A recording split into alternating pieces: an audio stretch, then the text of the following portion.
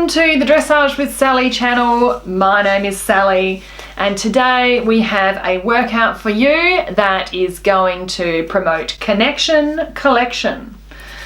I've helped hundreds of riders as a coach and trainer, and now I'm helping many more with their workout guides.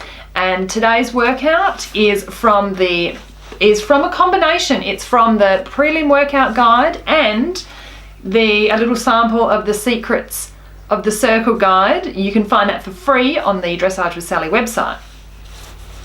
Okay, so I'll put the workout here as a screenshot so you can grab it, print it off yourself if you like, or it will also be on the Dressage with Sally Facebook page.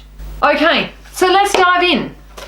Students often say to me, I want my horse collected, and what they really mean is they want their horse connected. Collection really only happens in their higher movements, and it's an easy mistake to make, but there is a distinction. Most of the time what they really mean is they want their horse on the bit. And apart from the terminology gap there, I really see no difference between a horse being on the bit and a horse being connected.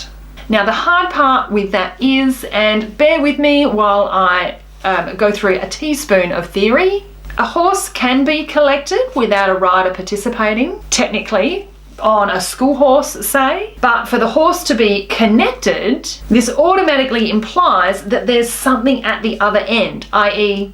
rider hands. So not only do we need a horse that's working, we also need a rider that's working. And when I say this, I really mean it. I don't mean like a strong arm, muscling the horse into this or that, nothing like that at all. But we do need a rider that is completely on the ball and ready to react and respond as the case may be. We need a rider who is riding every step of the way, paying very close attention to what's going on so that they can respond and react as necessary. That will in turn encourage and promote the horse to doing exactly the same. When you have this magical combination, that's when you have connection. And then you can call it collection, but really I'd rather you didn't. And so I present this workout for you. It was a fun one to make. It needed to install the idea of how much attention paying was required, but not be so intimidating that many of you might recoil in shock. Now, next to each other, these three exercises might look a little intimidating, but what you can do, just cover the second two up. Look at the first one. Can you do that? That'll make you feel calmer. Cover the other two up. Can you do that? And so on. That's how you break it down. You want to break it down for yourself so it doesn't look intimidating, because it's not. And that is how we're going to tackle this. So first up, as always, make sure you've got a good warm-up. Make sure you've spent some time walking your horse. If you can, make sure you've spent some time, touching base very briefly on some of the work you did last time in your arena, and so on. You could actually, once you're used to the lines of this exercise, you can use you could use these in your walk as the walking part of your warm-up. By all means, you could do that, and it would really be quite useful. And same goes if you're feeling intimidated by a particular line. Just walk it. There's nothing wrong with that. It's a great tactic to build familiarity and make sure you're comfortable before you try in trot or whatever. That's what I used to do when I first started FEI. I would walk the tests and get a feel for where the lines sat within the arena, and before long I was really comfortable with where I had to be, and that made the what I had to do part a whole lot easier. And when you're ready to hit the workout, make a decision beforehand. Am I going to do all three, or am I only going to pick two to do, or am I just going to try one of them first? Whatever you decide, that's what you ride. It's no good getting halfway through and thinking, oh, this is horrible, this is hopeless, and stopping. Set yourself up for success. There is no harm. There is no shame in trying one and then sitting back, having a think about it, trying the next one, having another little rest, thinking about it, and trying the third one. Because don't forget, this is also, it's not only a rider confidence building exercise, this is a horse confidence building exercise.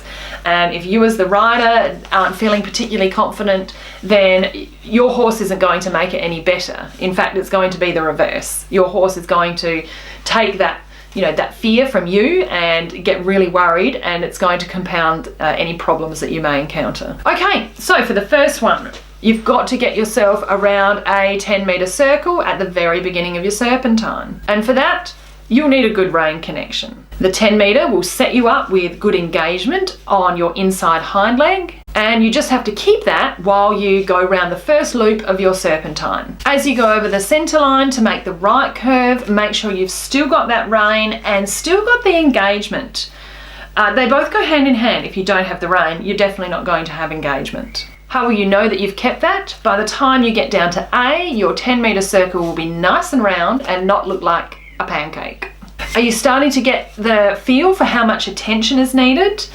Well, that's great, because there's another serpentine coming up with another 10-meter circle. This 10-meter circle is on the right. If it's not bang on at E and if it's not perfectly round, you know that when you go over the center line on your serpentine, that these need work. So focus on them next time. Don't be tricked into thinking that just because there's only one 10-meter circle on this serpentine, that it's easier than the other one. Not so. Unlike the 10-meter circle from the last serpentine, you've got space galore here, and if you're not paying close attention, you'll use all that space and it won't be a 10-meter circle. So let's assume you're then going to tackle the third serpentine. Why not? Go for it. But make sure the last curve of your last serpentine is accurate. This serpentine, the last one, will be 4 loops. So you've got to get yourself around a smaller curve. It needs to be smooth. Make your geometry teacher proud. And it still needs to be perpendicular to that center line, or parallel to the short sides, same thing. So that you can negotiate all 4 loops without falling on your face, and so that you can keep the connection and the engagement. Once you've done that, make a nice transition to walk, pat your horse, give yourself a pat on the back. That was really good work. Okay, what a workout, huh? It's not going to harm any of your horses, but it might do your head in if your concentration isn't quite up to scratch. So make sure you ride every step. Make sure you keep your balance. Make sure you're not using too much leg. What are your abdominals doing? Use your shoulder blades as well. And just because there's more turns and curves doesn't mean you should be using more rein. It means you should be using more seat. Challenge yourself. Try it on less rein.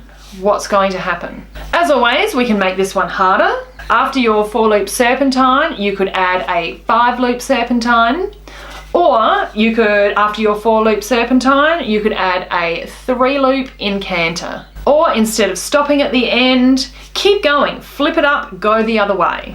But whatever you do, this workout is a rider workout, designed to challenge you rather than the horse. If you ride this well, your horse should be going beautifully and feel connected to you through the hands, through the seat. If your horse doesn't go so well, you can always do a better job next time. So I hope this video was helpful. Don't forget, I post a free workout every weekend on the Dressage with Sally Facebook page, so you can hop over there and check us out for that. If you miss those, you can catch up with them on the Dressage with Sally website at dressagewithsally.com, and that all the workouts are put up as blog posts, so you can go back as far as you like and use all of those. And the workouts today were a combination of the prelim workout guide. This is the novice guide. You can find it at dressagewithsally.com. The prelim guide will be there as well for you. The other part of the workout came from the Secrets of the Circle guide.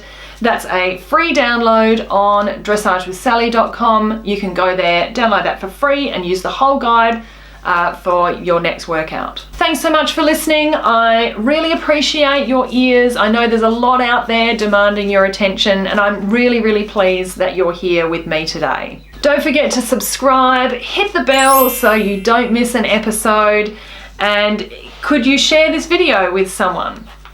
Do you know someone who could really get something useful out of it? Thanks for listening once again. I will talk to you next time.